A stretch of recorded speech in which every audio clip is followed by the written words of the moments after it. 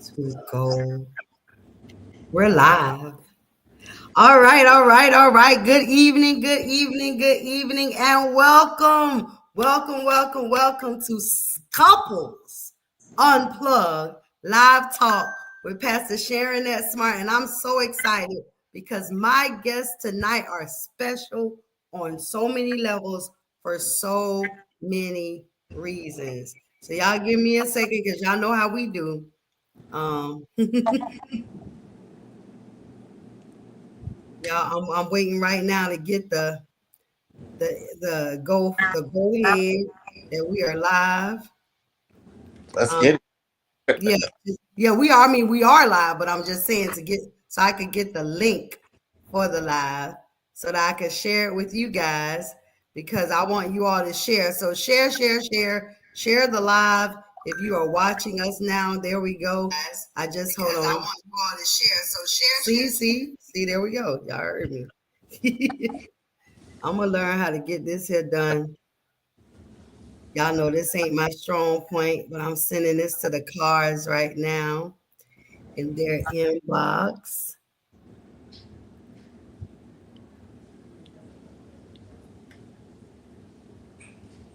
Ooh, child.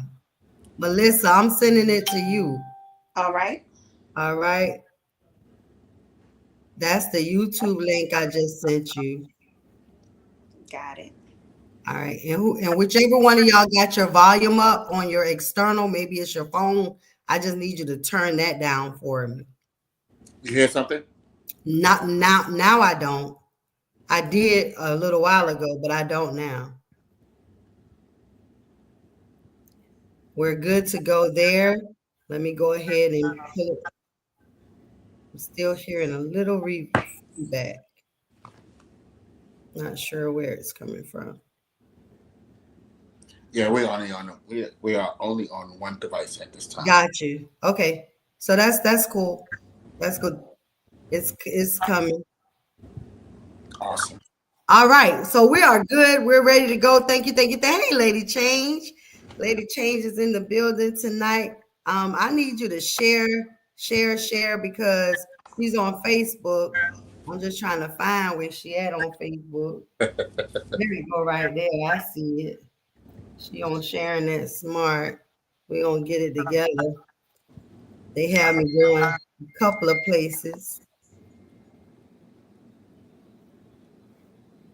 Y'all go ahead. Melissa, you see it? There y'all go. All right, I got us. There we go. There we go. And they take us through changes trying to get. Hey man, social media is something else, ain't it? Listen. You gotta love it. You gotta love it. You ain't got no other choice. You have no other choice. They done got us spoiled to it. Right. They done got us used to it, spoiled to it. What would we do if they take it from us? Right, exactly. Well, what would we do if they Well, now tell us it ain't free no more? Now you got to pay for it. Now you got to pay for it. Now you got to pay for it. Would you pay for it? you know what? It's an investment. It has its uses. Trust me, we are definitely looking to invest in some things, social media wise. Hopefully, we can get to talk about a little bit of that tonight. Yeah. Awesome. Yeah. Awesome. Well, we are excited. I am Pastor Sharon, that smart pastor of the Dwelling Church of God, and I am super, super excited to have my guests on tonight, which are my baby mama and daddy. Because people were trying to figure that out. They trying to figure it out. They were trying to figure it out. I said, I got my baby mama and baby daddy on tonight. And we gonna tell y'all how that came to be, huh? Because me and Melissa share the same baby daddy. They wouldn't understand it, Melissa. They wouldn't understand it. So without further delay or ado, I would love to present to some and introduce to others none other than Elder Daniel Carr and his lovely elect lady Melissa Carr. The Carr Chronicles tonight. I am so excited to have y'all on tonight, kicking off Couples Unplugged Live Talk. When I thought about kicking off couples because we just kind of ended with the singles, although they saying we got to run it back because Gotta run it back. the singles ready. Tanya was my last guest on the single. She brought it home. But when I thought about bringing couples on, you guys were my first thought to do this with. One, because I know your transparency. Two, because you got layers to this thing. And I knew that because you guys are a part of the marriage ministry at Victorious Praise Fellowship Church of God in Christ, I just knew you guys would be the perfect couple to kick this off with. Wow. We got another couple coming up next week. We're going to talk a little bit about them. But right now, tonight is y'all's night. The stage is set for you guys to let us know who are the Carrs and what makes up these layers to this thing. Okay. So I'm going to turn it over to you. I'm going to let y'all introduce yourselves individually and collectively, and then we're going to get into some questions that we have tonight. Well, Pastor Smart, first of all, thank you for allowing us to share this platform with you. We are honored to be here with our baby mama. But no, we're excited. Who are we? Who's the Carr? That's a question that's really loaded. Very. Because we have so much substance that makes us who we are today.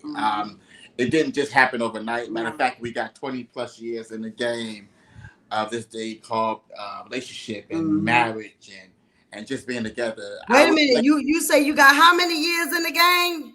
20 years. Going on 21. Because y'all just celebrated your 20th anniversary. Yes, we did. I heard y'all did it big too. Man, listen. Shannon, I'm mad at you missed our event. Don't even bring it up. I'm just saying, I'm mad I missed it too. They said that was the event of the century. I heard. And I missed it. No, but we knew it was time, man. Because 20 years, she been putting up with me, and so I thought it only not robbery, but to celebrate this young lady. I'd rather be able to celebrate her than to some other things. So see what we do. But no, it's been fun. It's been a journey. It's been sad. It's been happy. It's been some anger, everything, some disappointment, some setbacks, some success. But through it all, we can say one thing as always been constant in our life, in our marriage, is that we put God first. Yeah. Amen. And that kind of help us to navigate through some of those situations. But it was essential then. And it's just as essential now to us. Absolutely. And I would say he said it all. We have learned how to argue well. I like that. Somebody need to put that in the chat. Learn how to argue well. Not that we don't. And a lot of people are like, you guys just look so blah, blah, blah. And I'm like, man, if only you knew that this morning. No. But, there's times, there's real things happening, but we just learned how to argue well. We've learned how to respect each other. Because I think that is a big, huge thing, is respecting each other. I'm not going to do certain things to embarrass him or bring him down in front of people or the children. So Absolutely. That's really important. And I respect that. Yeah, so that's just, one of the things that we worked on too. And learning to talk through things a lot. Versus arguing and trying to see. I try to put myself in his shoes and his role in our life and see what he's thinking and feeling and might be feeling and try to adjust myself to what would be helpful. That's powerful. Blessings, Bishop Christopher Mark Williams. Welcome to Live Couples Unplugged Live Talk tonight with Elder Daniel, and elect Lady Carr on tonight. Yeah. Bishop, what's going on, Bishop? How you doing, sir? Yes. We are excited to have you guys on. And you and listen, it was the respect theme. Even across the singles unplugged, when we talk, that respect is a big thing. You know what I'm saying? That respect is a big thing because, you know, especially from the male's perspective, right? One of the things my cousin Eric said that, you know, if a woman lacks respect for the man, then they really don't have anything because that respect is big, you know, to him. And so, you know, he had another thing I had liked. Of course, he said, men are simple, women are complicated. He said, men want three things. They want their woman to be their piece, give them a piece, and make them a sandwich. I would say that could really be simplified, and that's really well put together. That's really well put together. Said, be my piece, give me a piece. I think we mastered that second part pretty well, huh? Yeah. I would say y'all mastered it very well, seeing as how the Carr 5 that you are. You know, you said something, Sharon, that you talk about respect, and you know what, and I talk about this often. You know, it's not complicated, and I like to think that, you know, God is pretty smart. In His Word, He talks about how a woman needs to be loved, but a man needs to be honored. Honored, yeah. And so when you understand your roles and how to best serve someone, see. Wow. When you understand your role. Say that again. When you understand your role and how to best serve someone. That part. That's how you begin to build and forge those relationships that last. You know, it's not the fact, though I'm okay with just chilling. I understand that she has a level of love that she requires. And so that's the thing I'm working on. So that's the thing I need to work on. Well, she ain't do me right this week. Okay, focus, Daniel. Stay focused. She gotta be loved. Love her through it, and be able to get her back to where you want her. Because the benefit of doing service is that you reap the benefit. You reap the harvest. If you plant those seeds and you doing those things that you need to do to make it flourish, you reap the harvest. And some people are like, well, I didn't reap it. You may not reap it there, but you will reap a harvest. Because guess what? What there, if you now you have the mechanics in your situation, it might wind up working for you. Absolutely. I agree. One of the things I do love about your family and the dynamics, because you are a young couple, you kept her pregnant every year. There was a baby. She gave a new meaning to barefoot and pregnant in the kitchen. I'm talking about, like, I know when I met y'all, I think now it's probably about 20, right at 20 years. Yeah, we right there. Yeah, we've been a long time together. And y'all had the 3 boys, and then she got pregnant with my boy. Y'all added a girl to the group. So there's 4 boys and 1 girl in the Carr family. Yes. And boy, and what are their names? So you have Daniel Jr., Devin, Dylan, Dean, and Malaya. See, you had to get an M in there because he had all the D's. I had to slide it in. Listen, he had all the D's covered. It was up to me. And he wasn't trying to have it. Her name was going to be Dakota, but it's in the middle. Yeah. Oh, Malaya Dakota. Okay, so you still got Malaya Dakota. He still got the D in it. He still got the D in it. Yeah. So. Yep. So let's go back, because we're saying 20 years. That's a long time. First of all, I applaud you, right? Because that's a long time, 2 decades of marriage. How did you guys meet? Well, let me tell you. First of all, I tell these people. He's not telling the right story, but I am. I'll let him go with how we met. first of all, she was at Rutgers University. We were both from. Well, she's from New York originally, but living in Jersey, but living going in New to Jersey school. at the time. Yeah. We both were in New Jersey, so we were at Rutgers University. She was part of the gospel choir, and I was the musical director for the gospel choir that year. And so, we were just. It was funny because we never really talked much until I think maybe one time we were all at dinner. We were all on gospel choir tour, and we were all at dinner, and one of my musician friends was picking with her. And I just said out the blue, "Hey, leave my wife alone."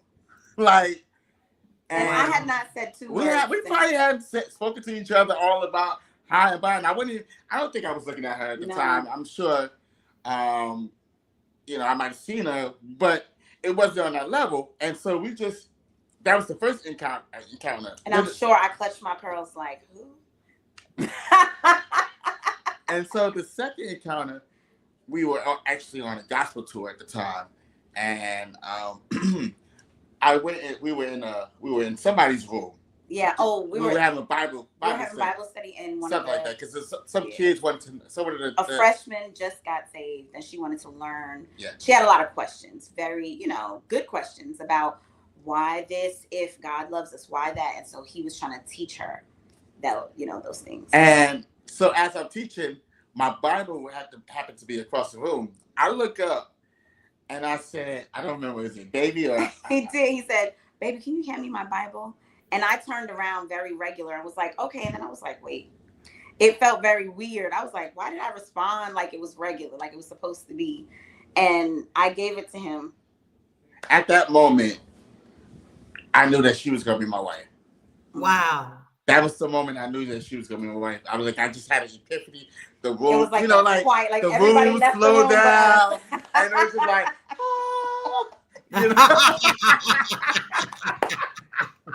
the heavens open. Right. Like everybody it was just us. She just came down here just for you. But no, I knew at that moment she was gonna be my wife. But here's the funny part about it, Sharon. She grew up like the Huxtables. I grew up like Good Time. We were on the opposite sides of the field. And so this whole time, we were trying to merge together two different identities, two different perspectives on lives and just upbringing and about relationship and how to share, all that stuff. So we, for the first 3 to 4 years, we went through it. Mm-hmm. We did. It was a lot of, and then when we moved away from New Jersey, we were away from everyone. So we had to figure this thing out for ourselves because there was nobody to really lean on. I mean, you can call your family members, but sometimes you're in a position where you're like, I don't want to worry them with my issues, because especially if it's your mom and dad, you're already out there on an island. They're going to worry. So you try not to involve them, and you just try to function and do things. So you end up fumbling around until you figure out things, and you do a lot of hopefully apologizing for things you say. Things you do that are not conducive to making your marriage be a good marriage. So we spent a lot of time doing a lot of that, but we figured out then. I remember when we were living in Clayton, is where we came to when we first got here, and we had a huge argument. I said some ugly things, and we didn't talk for so long, and that was it was challenging because, like I said, it was just us. So we're on an island. Now we put each of ourselves individually on this island. Wow. While raising these 3 children and just talking out of necessity. And so what we realized, we didn't like not being friends. Oh. I think that was the first time we learned that our job is not to argue, but to figure out how to best argue. Mm-hmm. And to because be friends, we understood that we're going to have these conflicts. And I thank God for connecting us with VPF, Victoria's Praise, and the Marriage Ministry. I was under the wings of the Randy. Randy, the Eatons. the Eatons, and then you had Irvin, Tawanda, yeah, who kind of just Whitleys. the Whitleys. They just kind of took us under their wings and help us and to then develop. The examples of our parents. Man, but we understand. Like, so a lot of times people focus on trying not to argue or fuss and fight. No, we argue, fuss and fight because we are who we are.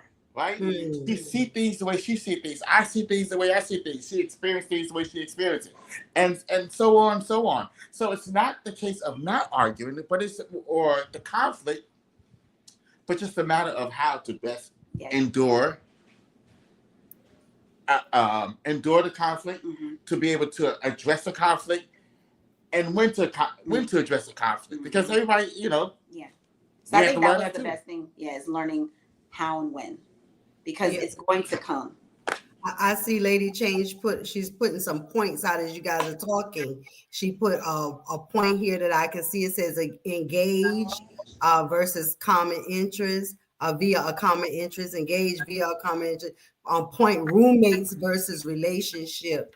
Becoming one is work. One of the things you said, I wanted to kind of backtrack back to it, and I thought I like to use the term heated fellowship. That's good. That's good. Yeah, we had some heated fellowship, but you never come out of fellowship. It might be heated, but fellowship must always be at the forefront. The two are one. That's right. That's good. Fellowship, relationship, you understand that ship part, right? That we ain't nobody jumping off the ship. We in the ship.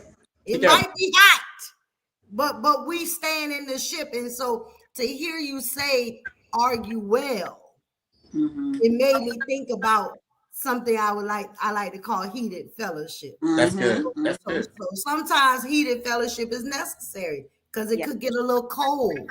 Yeah. And it brings things out. And heat is necessary. Exactly, because if you both, like he said, you came from the Huxtables and he came from Good Times, and now you got two different ideologies, two different backgrounds, trying to merge the two, becoming one. That's a continuous, daily, even 20 years later, absolutely. Still becoming one. So now you got to take your ideologies, mix with her ideology, your love language and her love language, and make sure that everybody is speaking on at least an even tone where you can understand, because I'm sure her love language ain't yours and yours ain't hers. Have y'all ever discovered that in our talk? I'm sure after 20 years. Yeah. What is Mel's love language, Daniel?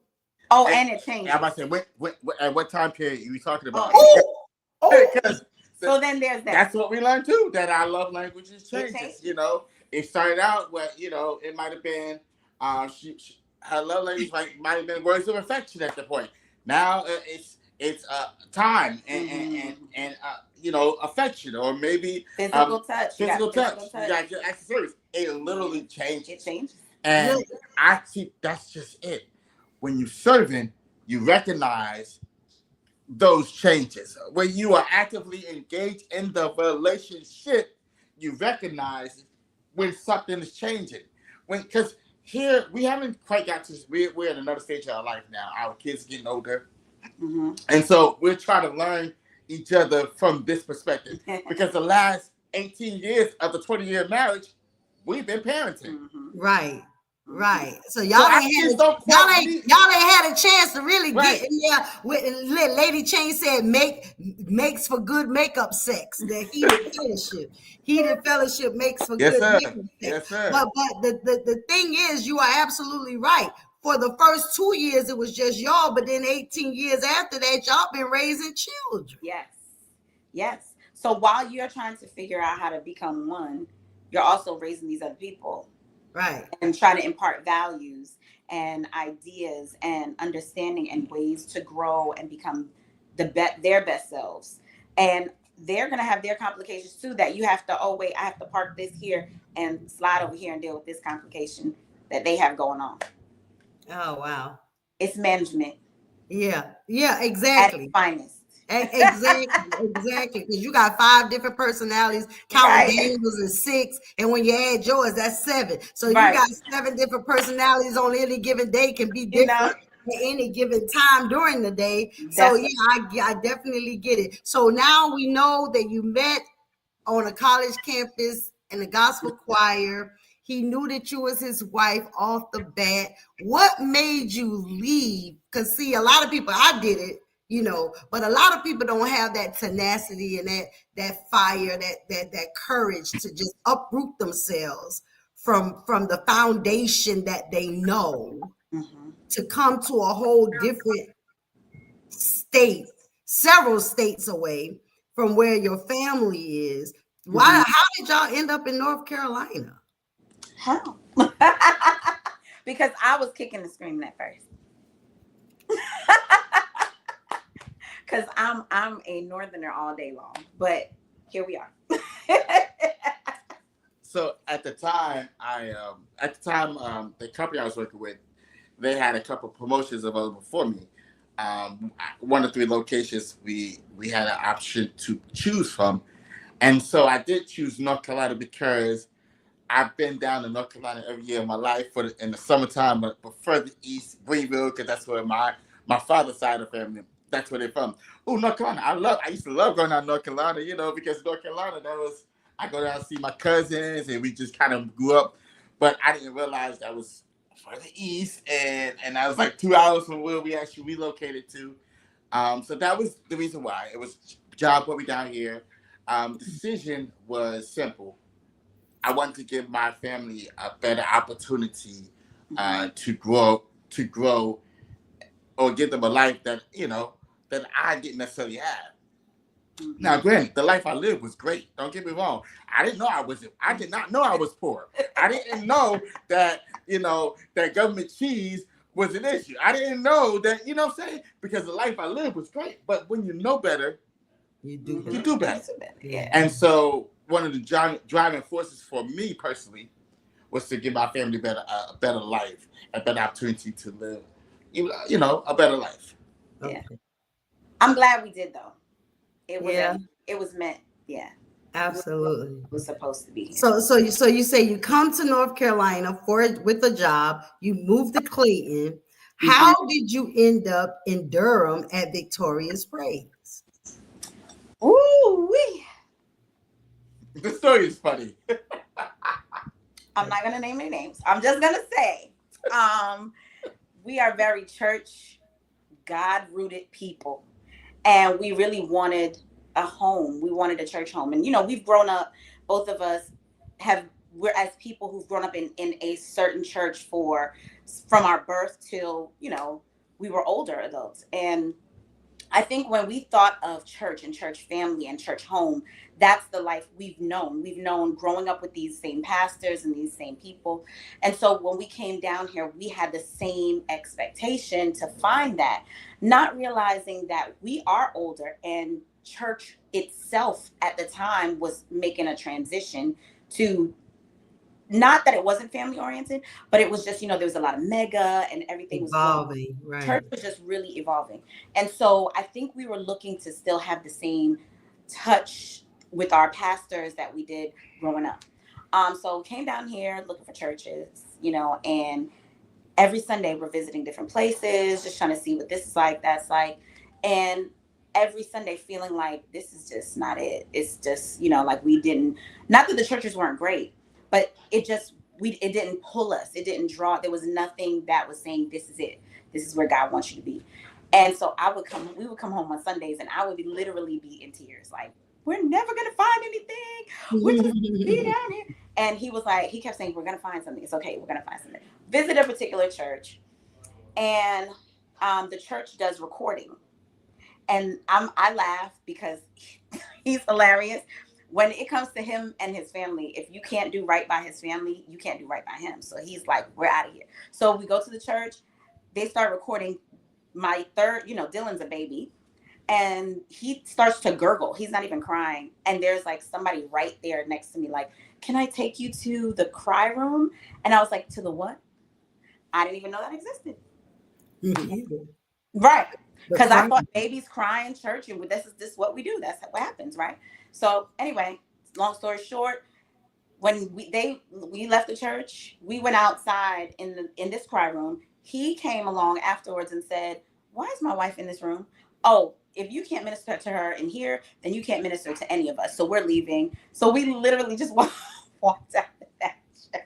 And this is a prominent church in the area. It's you know, they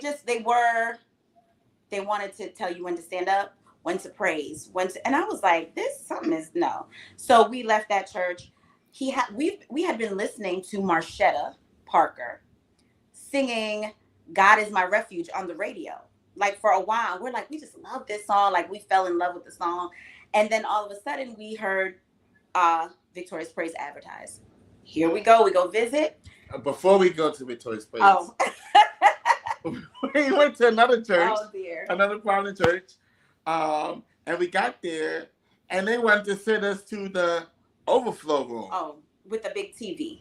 So I was like, if I want to watch see, I'm from Jersey. So, my attitude was on 1,000. I was just, first out here. Still working on it. I'm like, if I wanted to watch TV, I could have stayed at home and watch TV. Right. I came to church to be a part of the fellowship. So I was like, we leaving. That was that. That was the second church. So we left that church. It was funny that we left that church and then we came to Victorious Praise that same day. Yeah. Wow. And we got there and we're sitting in the back and, we're just waiting for church to start. Church starts. Great service. We really enjoyed it. Great word. And then Marshetta comes on to do praise and worship. And we were like, this is crazy, right? Because we heard her on the radio. We were like, okay, a little starstruck, And then, pastor is doing the altar call, and he's like, I normally don't do altar call this long. He's like, but I just feel like there's somebody in here who's been looking for a church, and they're just really trying to find it. And he's like, and the Lord is like, now he didn't see us. He didn't even see us. He's like, the Lord is, telling me it's like a family. And I was like, gosh, that's got to be us. I was like, just come on, it's us. So we go up and we join, and he start, you know how pastor is. He's like, oh, wait a minute. I said a family. I didn't say it was going to be like this, and she's pregnant. I was like, Lord. So, boom, we've been there ever since. Wow, that's phenomenal, because I remember when you guys did come to Victorious Praise, and you were pregnant with my baby. And I just remember you guys coming in, and you were not strangers. Like, you came and got right in, got busy, and you still are today. Busy and a vital part of the ministry. You really serve Superintendent Pastor Will Nichols, soon to be Bishop, very well. I know, I said it. But I have watched you guys grow. I know that from the outside looking in, people have a perception of what they think your marriage is. Having some insight, though, it runs deeper, than people actually know. Yeah. Let's talk about balance, because Daniel not only plays for the church, he plays for other churches. He plays for bands. He does. So he's a active musician. You are a full-time wife and mother. And part-time backup singer when he needs you. How do you handle, or how do you, as a family, a couple, how do you handle, have you ever felt like, because I knew at one point, although my marriage didn't last but 2 seconds, did you ever feel like you were still single but married? Absolutely. Yeah. It gets, you have moments where it can get lonely. I mean, I know you think people are like, people who are single often think, but you have a husband, or but you have a wife, but sometimes you guys are running so much in the things in the roles that you have, that he can't run my role for me. I can't run his role for him. And sometimes we can't run those roles together. And so it gets sometimes to a place where you can feel lonely.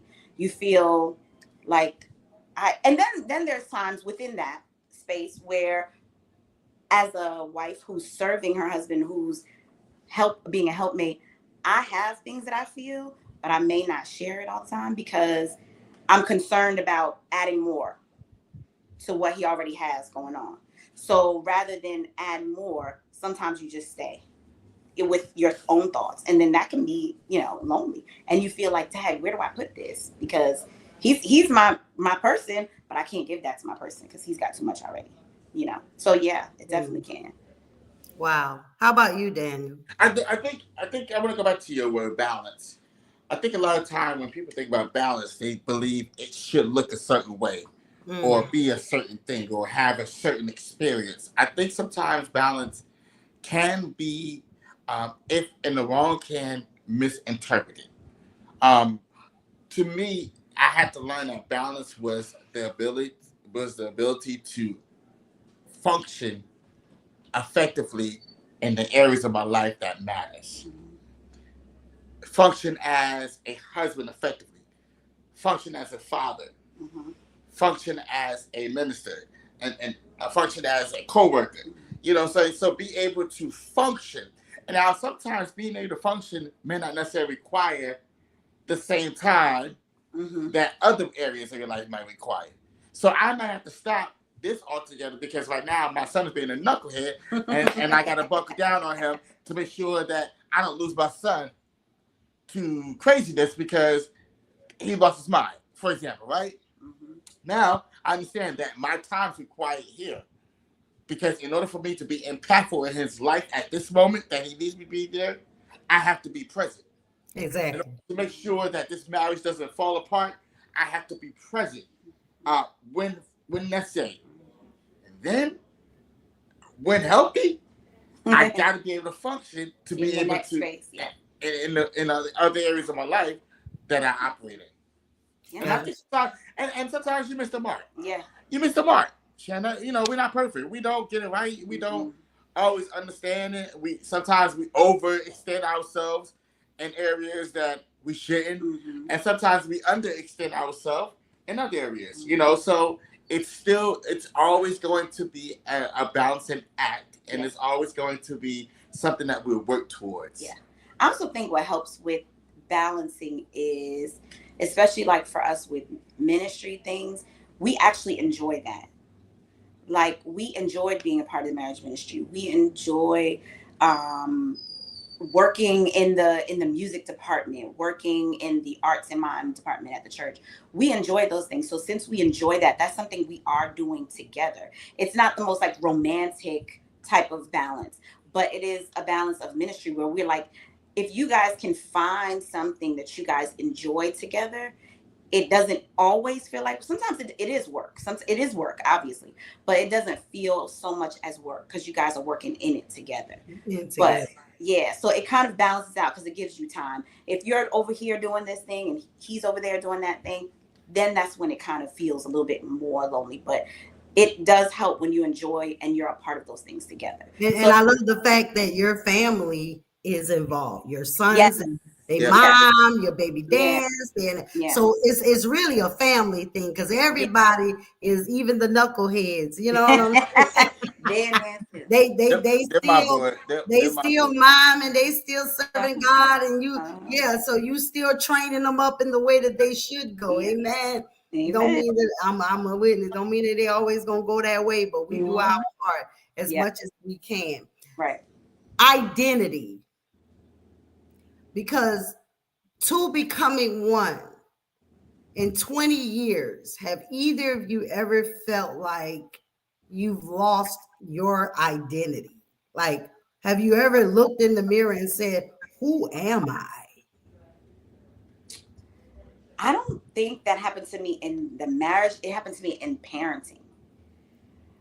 More so than in the marriage, because I kind of felt like he liked me as me, and that's why he married me. So that never was my area. But when it came to the children, it was like, what do you like to do? Because I've been mothering for so long. So outside of that, I'm like, what's your favorite color? What do you what do you like to do?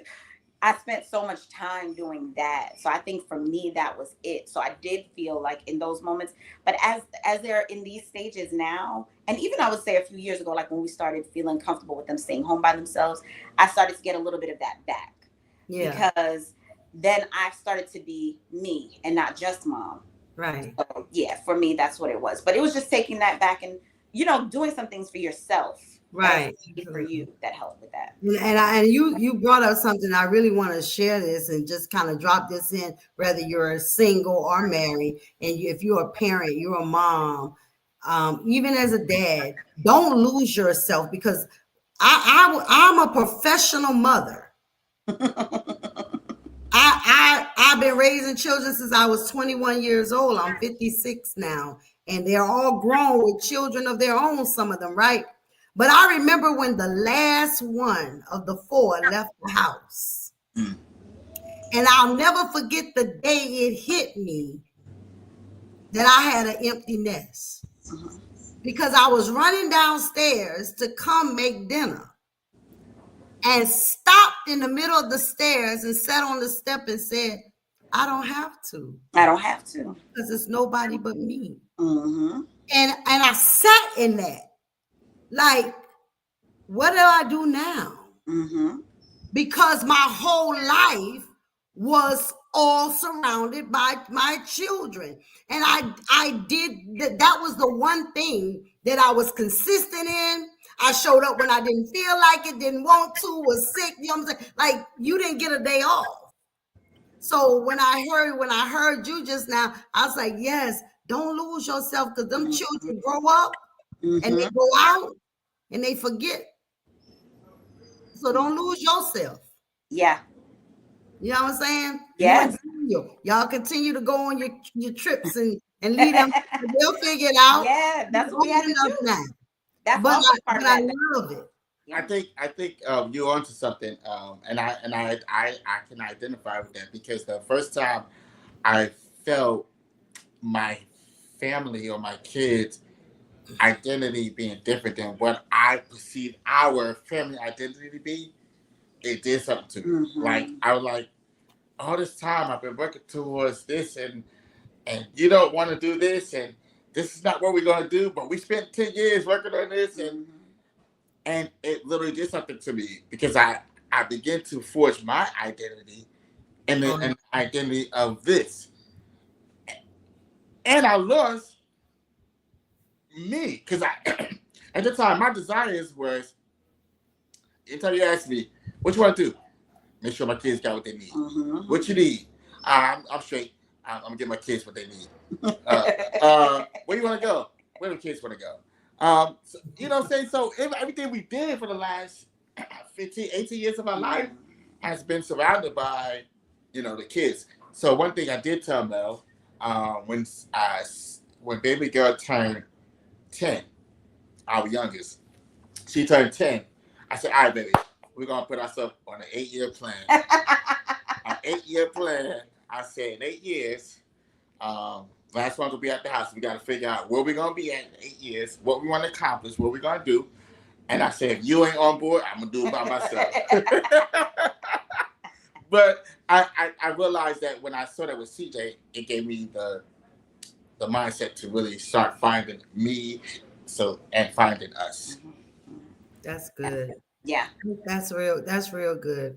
So what would you say, and both of you can answer this, what would you say to a couple that is either watching live or they're going to go back and watch the replay, and they are struggling? You're 20 years in now, but like you said, your first 3, 4, those were formative years and you struggled in those years. I heard people say, the 7-year mark, if you can make it to the 7-year mark, you got it. I don't know. So what kind of advice would you give a young couple starting out that may be in that, I don't know, space? Listen, Negro, like I'm gonna tell you, the world. I think the world got it. Not the. I don't think. I know the world got it wrong, man. We didn't go into the relationship trying to figure out an exit plan. Mm-mm. We never. There was never an exit plan. We went into the relationship with the mindset of final.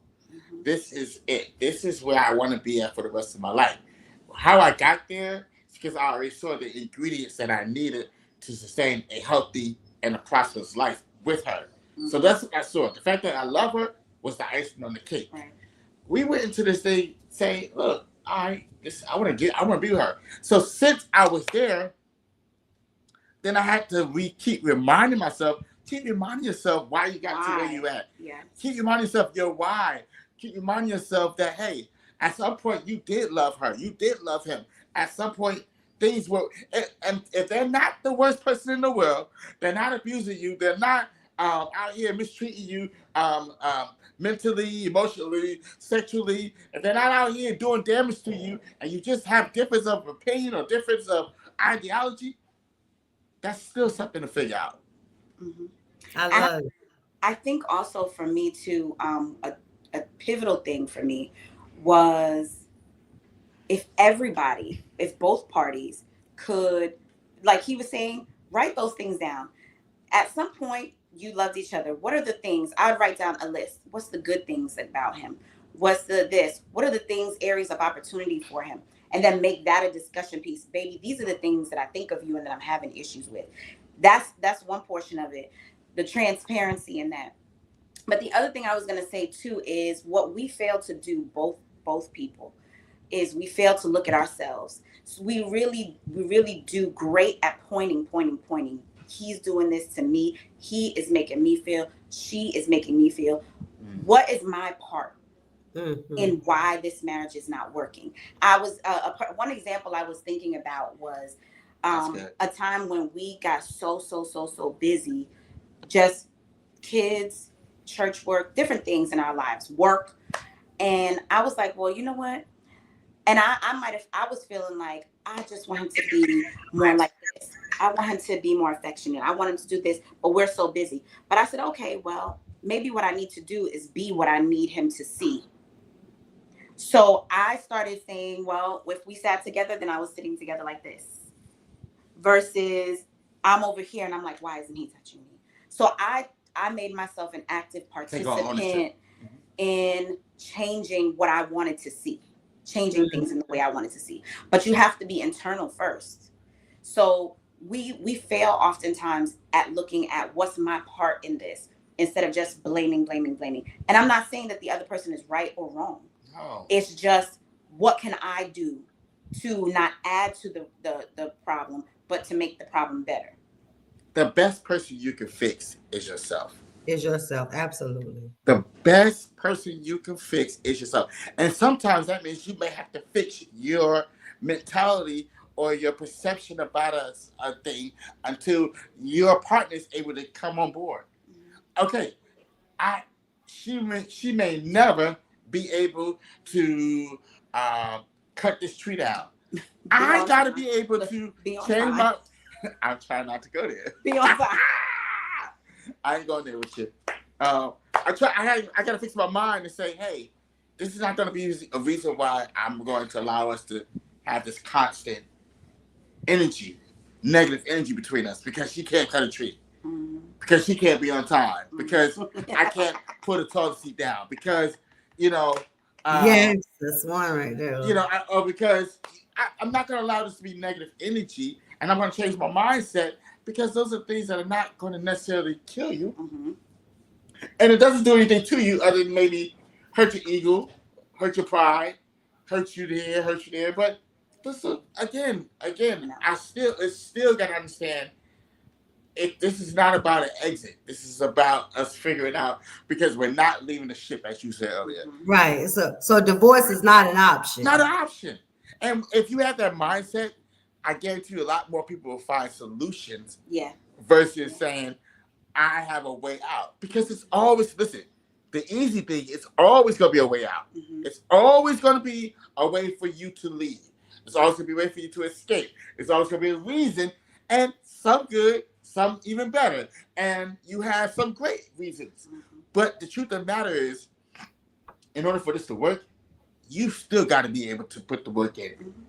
And that could be with anything in life. You know, I always give the example that it's really funny to me with marriages. We go to jobs every day that we cannot stand, with bosses and coworkers that we don't like or we don't get along with.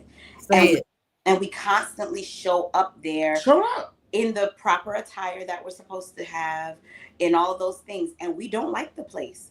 But we show up there consistently because somewhere along the way, there's going to be an immediate gratification for me. In marriage, it cannot be about you. Right. It is a completely selfless institution. So I think that's the sort of thing that people have to realize when they're going into it. If you're going into it and you're marrying him because he's going to save you, he's going to change your life, he's going to fix it, he's going to make it better, and the same for her, then you already kind of behind the 8 ball. You're defeated. Because when they don't do those things, and they won't. I would never be able to live up to the ideal man she has. She would never be able to live up to the ideal woman that I have in my head, in her mind. We can't live up to those. So therefore, we cannot hold each other hostage to ideas and thought process that we formulated. Yeah. I mean, my own Princess Leia. She would never be Princess Leia. She is Melissa. And I have to learn to love the Melissa that I married and be just as in love with Melissa as the image of the Princess Leia in my head. So I'm glad you brought that up, because the Melissa she was when you first met her ain't the Melissa she is 5 babies later, 20 years into the marriage. So because that's another issue. That's another issue when you talk about marriage, especially long-term marriages that have stood the test of time. Sometimes there's this for grantedness that has taken place. You take each other for granted. Sometimes you're so involved in the family's growth and the family's advancement that you let yourself go. You know, the sex ain't what it used to be when y'all first got together, and now you're here, and maybe you get some and maybe you don't. And if you're lucky, you might win this week, and if not, next week is always an option. I'm just saying, how do you guys marry sex and the bedroom? How is that? Because y'all still young. So, you know, we know y'all having plenty of sex because y'all got 5 kids. But I'm just saying, you know, they're older now. Baby. I'm trying to set the stage for you, Daniel. Get yourself together. I'm good now. Come on. But I'm just saying, so let's talk about that, because there are a lot of marriages, believe it or not, they look good on the outside because there's a presentation to maintain, but there is crickets in the bedroom. Crickets in the bedroom. So let me plug this right quick. There is my pastor has a great book out there. I mean, Dr. Grace wrote a book, Married, as you mentioned, Married Sex in the Bedroom. That book will change your life if you use it effectively and you apply it correctly. The truth of the matter is, knowledge is power. Yeah.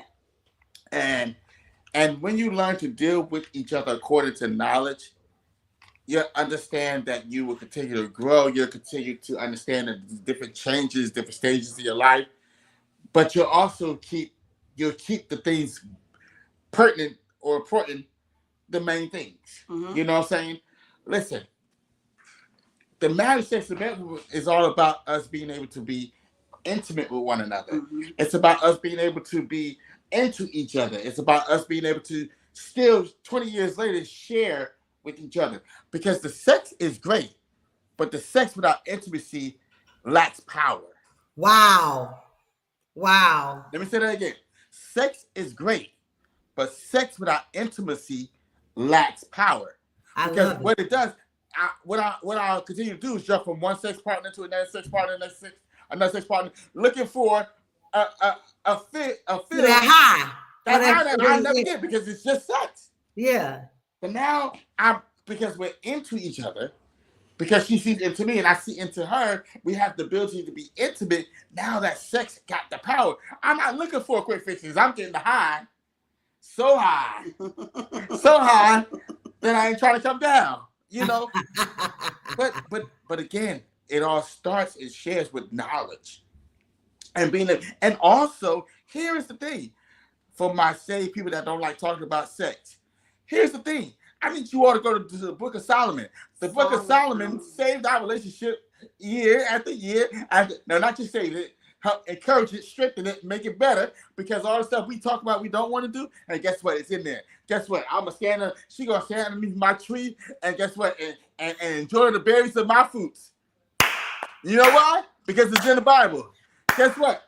I'm gonna enjoy. A nectar. Peachy. I'm gonna keep peachy. All right. A nectar. You're gonna enjoy the nectar. I'm just gonna enjoy, and the lilies of the fields. You gotta understand what that is. What the lilies of the fields are. Grazing. Like a gazelle, But you gotta give it. You have to understand what it is, right? So we got two. And I'm gonna continue to keep depositing into her account. So when I'm ready for the withdrawal, I got things to withdraw from. Well, Melissa. Well. He gonna keep depositing. Okay. So they missed that. I'm going to keep deposit into her account. So when I'm ready to withdraw, I'm ready to withdraw from. Yeah. I got you. Yeah. You just made her blush all. I mean, okay. Same question. Same question. His version is so pretty. Mine is, I really enjoy it. And it's good, and I'm getting it right. But I mean, those are all true things.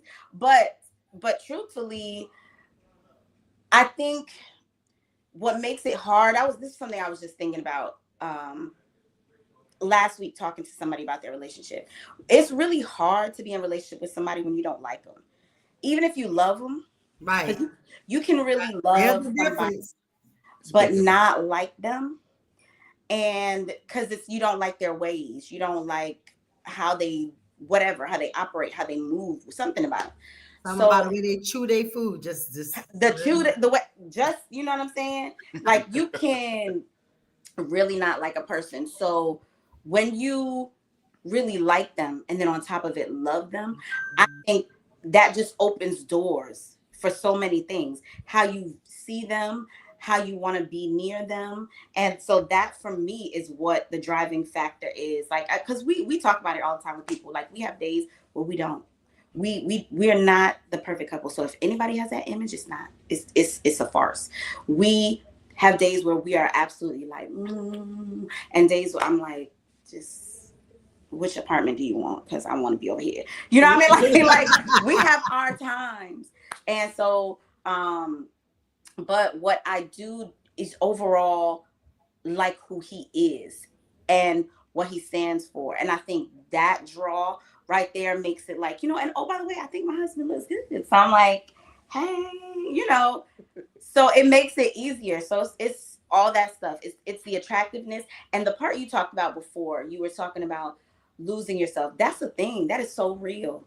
Because as I said, in parenting and us doing things, I became teen mom. My kids are all in all types of sports and doing all different things. So I was traveling around. So everything I wore, everything I put on, everything I did with my hair had to be like utility.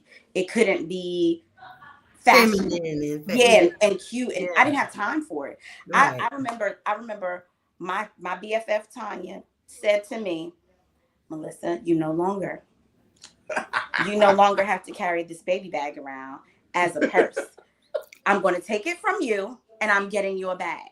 Because I after my kids were already like out of daycare and stuff, I was still carrying a baby bag as a purse because I was for so many years, you know, my kids back to back. Yeah, So for so many years, that was like it carried everything fit in there that I needed. She was like, you can be like a person now, not like having a baby bag. And so but it was a mindset that was going on. And so you can lose yourself. And when that happens, that also pulls from your intimacy. Because you got to think, like, now my husband's looking at me like, well, what you got on? Well, you know, he may not say it, but it's like at one point you used to do these things. Now you look like teen mom and you're like, what's happening? So you do have to get to a point where that's why, you know, how they give you the analogy of putting the mask on yourself before you can put it on other people. It's important to take care of yourself. Because if you don't mentally self-care in the way that I'm talking about, like getting your mind and your mental health, because the world has a thing called self-care, but it's selfish care. It's not the same. Wow. And so when you want to talk about self-care, you do have to take care of yourself.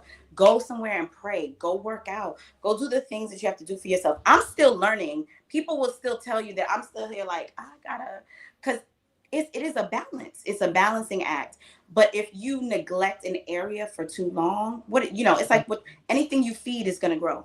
So if I stop dressing myself, if I stop trying to put on makeup when I want to feel pretty, if I stop doing those things, after a while, that just doesn't affect me. It affects my spouse. So in thinking about myself, I'm thinking about him too. So to bring all that intimacy, to keep all the sex and all the things in the relationship, we have to make sure we are maintaining ourselves as well too. So right. Understood. And I love that. One of the things I want you to tap into here is, and a question I want you to talk about, because a lot of couples deal with this too, outside influences. Very, very, very good. Outside influences that positively and negatively impact the home. Speak to it. I think a lot of times, and that's a good point, Sharon. A lot of times couples struggle with this thought process. People try to define and tell you what your relationship should be or look like. People try to say what's good for your relationship or what's not good for your relationship. A lot of times when we were younger in our relationship, we used to say, well, you can't do that. Why can't we do that? Because so-and-so said that don't look good on us. Well, so-and-so ain't us. So how should that affect our relationship? But it does. People will tell you what you should do, what you shouldn't do. People will tell you how things look, what affection looks like, what affection looks like. He should be laughing like that, or he should be standing like this. He has to hold the door open for you. He has to do this. He has to do that, and that might work. That might be nice, and it is chivalrous. Is all those things. But if you don't need it, it's okay for you not to need it. So you have to be able to identify and structure your relationship that works well for you. Because at the end of the day, people are going to again tell you what your relationship should be and should not be. And additionally, here's the thing. Family are either going to make your relationship stronger or it's going to tear it apart. Families are going to make your relationship stronger or it's going to tear it apart. And so one thing Mel and we have to learn coming up in our relationship is that though we love our family, because we both have strong families, and they love us, and they love us, and they love us for each other. But even coming up, they still had their ideology. Again, Mel came from what? The Huxtables, and I came from Good Times. So we still have to merge those ideas together, but we have to tell our family what worked well for us. Yeah. And what didn't work well for us. Yes. And make sure that they understood that. Yeah. Be okay putting your family in their place. Be okay putting your family in their place. Right. It's not disrespecting them. It's not being disrespectful. It's not trying to make anybody feel big or smaller. It's simply just saying my relationship with my wife matters to me. And I'm going to build this. We're going to build this to the best of our abilities. And if we need your help with something, we'll let you know. Otherwise, thank you, but no thank you. Yep. And Lavetta shared a line from a movie, La La La Kawanda Blues or something like that. I don't know. I don't know if I'm saying it right. But she says there are some things between a woman and a man that only they will understand. Mm-hmm. There are some things, and so I think that is true. And a lot of times when you keep family and friends out of your business, okay, that life just works better in a marriage. And I'm Like, not just talking. We're not just talking. That scripture. yeah, that It is. says That's right. the woman, when a man's ready married, they leave their family. They go about their Yeah. business. You cleave to your wife. You leave To your my mama wife. into the house. This is it. I don't let. Thank you. Yeah. Now, you know what I'm saying? Yeah. And I don't say that. I don't say that. And I don't want to come off as if the family's not important, because sometimes family's also going to help save you. Mm-hmm. Mm-hmm.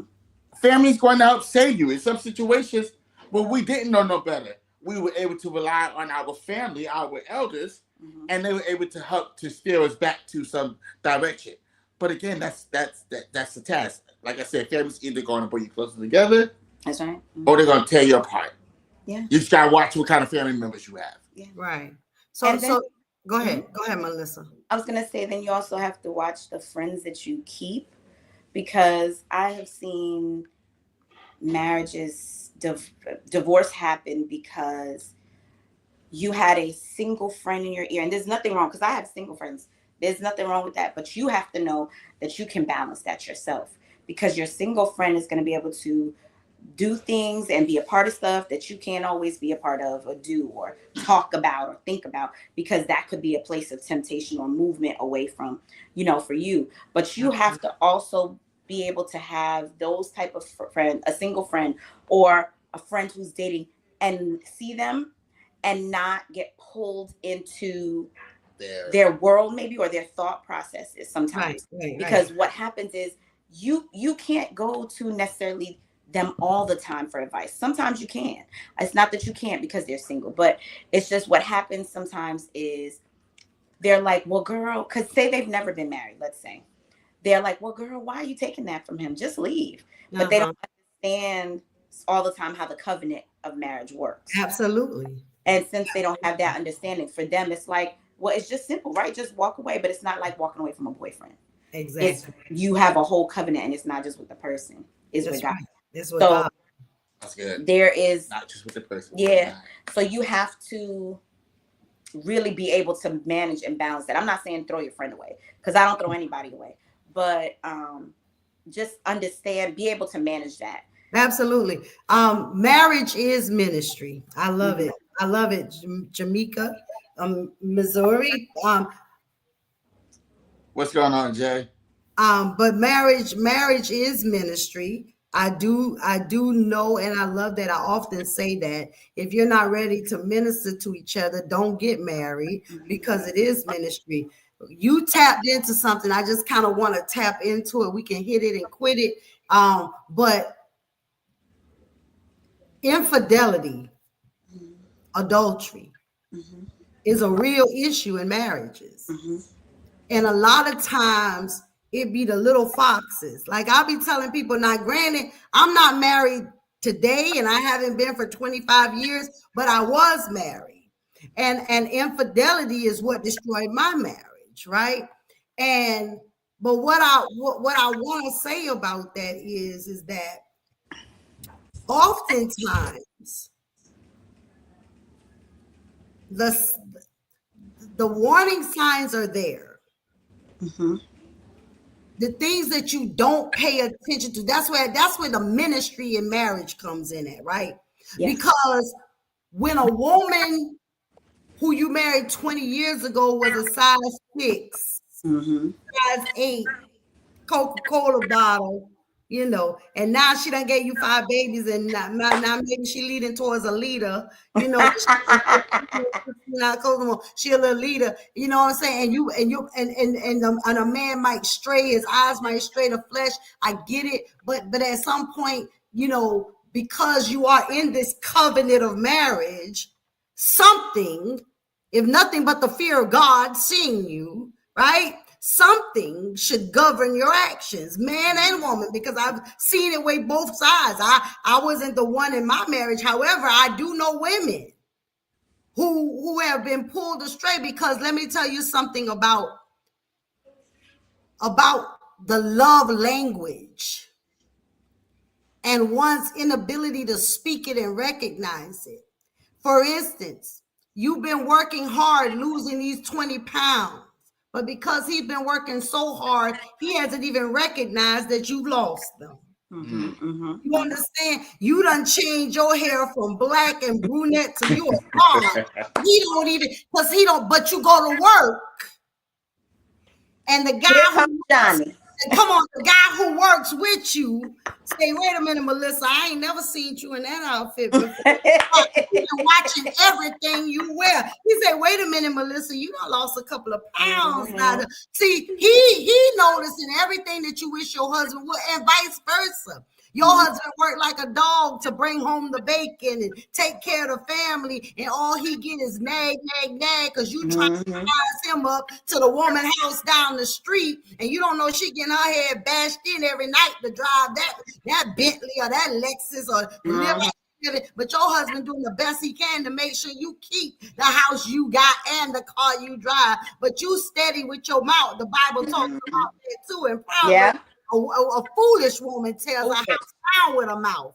Come on, a wise woman uses it to build it up, but a foolish woman will tear it down with the same mouth. So we got to make sure, and I want you to speak to that, because it's a real issue in marriages, infidelity and how that little fox gets in there. But most people don't want to talk about it. They don't want to acknowledge it. They want to act like it don't exist, but it's real. The little sister at the church who always got something to say to the deacon after service, baby, it's when service hours are this to this. Okay? Let's be clear. Come on, because it ain't that much. Send it in an email. Okay? I'm just saying. Now let me digress, because this y'all show not mine. No, we did. I'm just saying. Let's deal with it. I think I started talking about it a little earlier. It's important, because temptation is not just a matter of, we didn't get to a point of sex. Like you've alluded to it. The temptation happens because there's something that happens. We begin the drift process. And so one thing we have to watch out is the drifting. That means at some point somewhere, we stop being interested in the same thing, in the same places, in the same conversations, in the same, I don't know, experiences. And I didn't like you for too long. And I begin to go my way in terms of what I like. She goes her way in terms of what she likes. And so there's the drift process, right?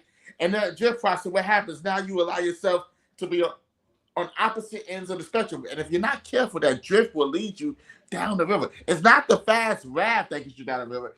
It's a lot of time, it's the slow paced river that takes you out in the middle of the ocean, and before you realize it, you way out there on the raft by yourself. Oh, so wow. It's not the big waves that come at you. It's the slow drift. Yeah, right. Now, and so Minister Tasha said something I love, and I hate these terms: work husbands and work wives. I can't stand it. Yeah, no, that's true. So, and when you hear people talk about infidelity, it's never, because I felt she was attractive or he was attractive. I wanted to do this to my wife, do that to my wife. The first thing you always hear about is that, well, he filled the need, he filled the need that I had. That need happens because of the drift. The second thing we stopped doing, we stopped being into each other. Yeah, we stopped being intimate. And because you allow yourself to not have that type of intimacy, then you allow yourself to be open portal for somebody else to, again, fulfill that need of intimacy. And so a lot of times when you have this infidelity in relationship, that's why I tell people, I don't think that's the reason why. I don't think that should be a reason why people should leave each other. You're talking about infidelity. Now, hear me out. Because the infidelity a lot of times is a result of something else. I would like to get to the root cause and figure out whether or not the root cause of that infidelity is something that we decide that this should be something that's permanently broken or something we can mend back together. Absolutely. What do you think, Mel? I'm the same. I think he said it pretty well. I think, as the Bible says, you deal with people, especially your spouse, according to knowledge. Yeah.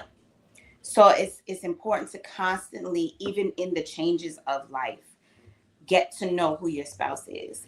If you gave the example of when you're married, you look this way. When you get a little older, you've had kids, now you look this way. So now, how do I learn to love her this way?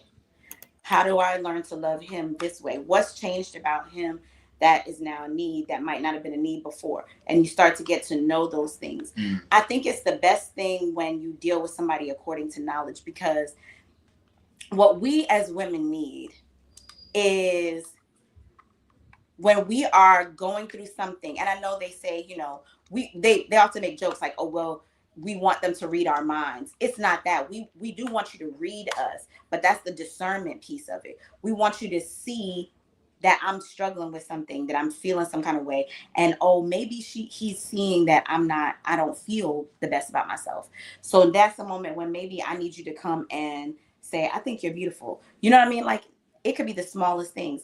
But what ends up happening to us is, in those moments, instead of using knowledge, we allow flesh to get in the way, and we turn away from them and look at what we want to see. So we're like, well, she used to look like this person, or she used to be this way, or she used to act this way, she used to say this, instead of, again, being selfless and realizing, you know what, she can't look that way right now. She just had these 5 kids. She can't do these things right now.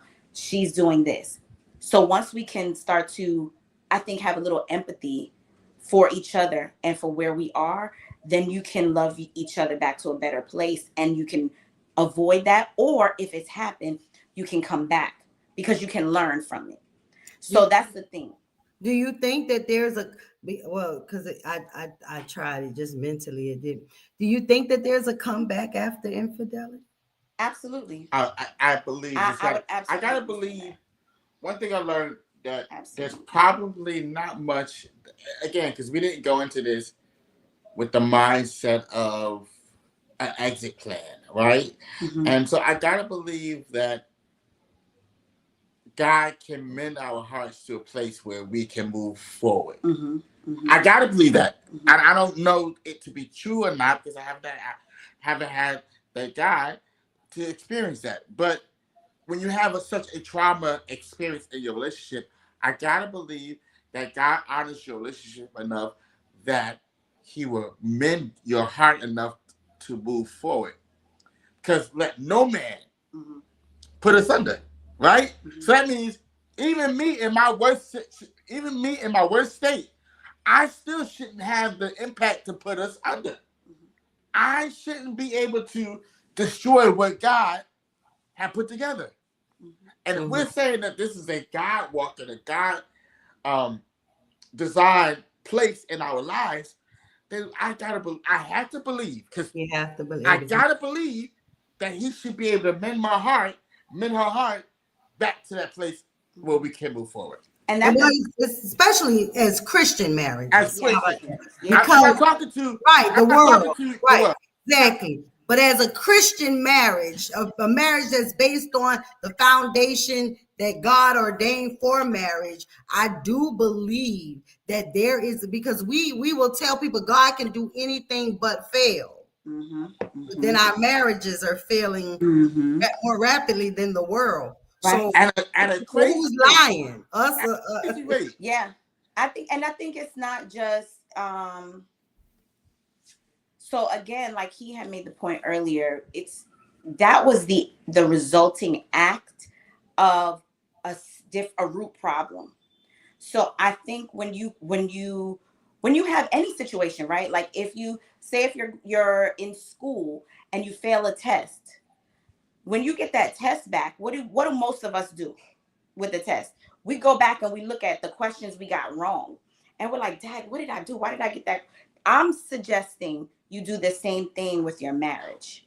And so when you get to that fail, you come back and you're like, well, what were the things that led here that caused because it's going to feel hurtful and horrible. I'm not saying there's not going to be work to it, and there's not going to be trust building that has to occur. But what I'm saying is understand that thing happened for a reason. And oh, by the way, I could have been the driving force for that.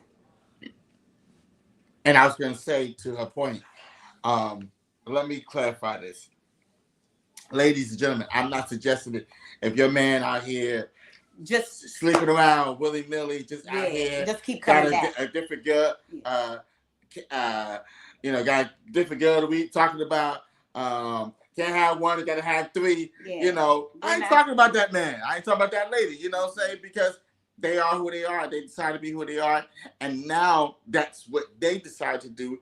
You no longer have to be bound by that. But what I'm talking about, when we fall into these places of temptations, when we fall into these places where the infidelity does take place, it's between that versus somebody who's out here that's just their lifestyle. Well, you know what? You're dangerous to myself and you're dangerous to yourself. Yeah. I can no longer be a part of that. Because now you out here trying to live any old kind of way, doing any old kind of thing. Now you trying to jeopardize not just yourself, but now you're jeopardizing my life. Right. And me physically. And I would suggest that I put a stamp on that, and I would suggest that for anybody. Right. That's not what I'm talking about. I'm talking about when I say to be able to mend back together, the person or persons who through life slipped, fell, had a moment of insecurity, had a moment where they were not in right standing, had a moment where they were probably insane or whatever the case might be, had a moment where they were out of fellowship with God themselves and their mate. Yeah, that's the process that I would like to go through to see whether or not is there something there that we can mend together to move forward. Yeah. Because again, that's me coming from the place of I didn't get into this with an exit plan. Yeah. Yeah. I love it. I love it. I love it. And the fact that you guys have been married for 20 years speaks volume to your commitment to the covenant of marriage. I am listen, I'm gonna tell you, the chat has been going live. I don't know if you guys can see it there. I put it up so you can visually see the comments coming up on the screen there. But I knew that you guys were the right ones to open up this month of Couples Unplugged with. I am so excited. I want you guys to come back. We was only supposed to do an hour. It looks like we're gonna have this 1.5. I know we could go to 2 hours because the singles did. Like I couldn't believe it, but we literally was on these platforms for 2 hours and people stayed in the chats with us for 2 hours. But I know that you being married, I wanted to respect that, especially with family. And then you got to do marriage ministry business and stuff like that. I didn't want to interfere with all of that. So I was trying to time it right. But it's been an hour and a half well spent. And I definitely want more of it with you all. So as we are continuing Couples Unplugged, we hope that you will keep your Thursday schedules fluid. So if we need y'all to come back, we would love to have you to come back, because I know that there's even single people looking to be married that need good examples of what a healthy Christian marriage looks like. It's not perfect. No. Not by far. No. It's not without its challenges, but it's grounded and rooted in what the Word of God says for the family. That's right. And I believe that you all represent that well. You have been fruitful and multiplied. And you have stayed together and raising your family and doing ministry together and doing life together, and you've made a commitment to it that ain't nobody going nowhere. Divorce is not an option. Yeah. And we're gonna ride this till the wheels fall off. And I'm just excited that, you know, I'm the only, listen, and I'm gonna say this for the record, so y'all run and tell that. I'm the only other baby mama that Negro got. You understand? I'm the only other baby mama. And to all the other god mamas, I ain't talking about y'all. I'm the VIP.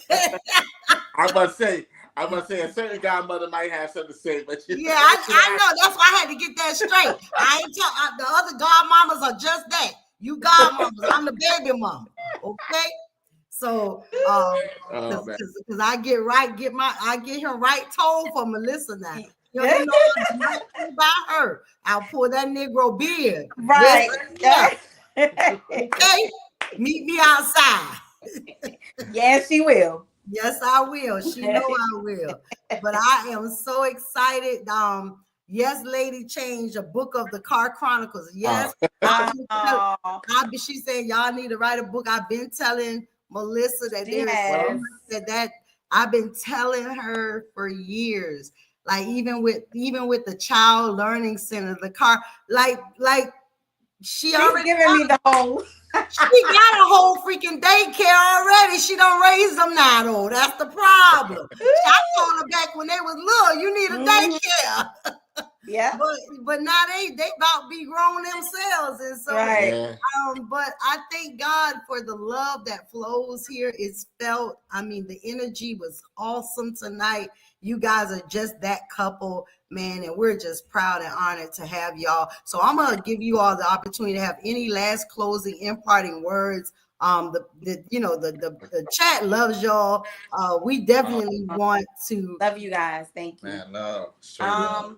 Well, we thank you for having us on. You know, it's actually humbling, and it's sort of, it's just humbling, I guess. I don't know another word to say, but we enjoy this. This is what we love. We feel like God built us for it. And, you know, you will hear more from us because we have some things in the wings that we're working on.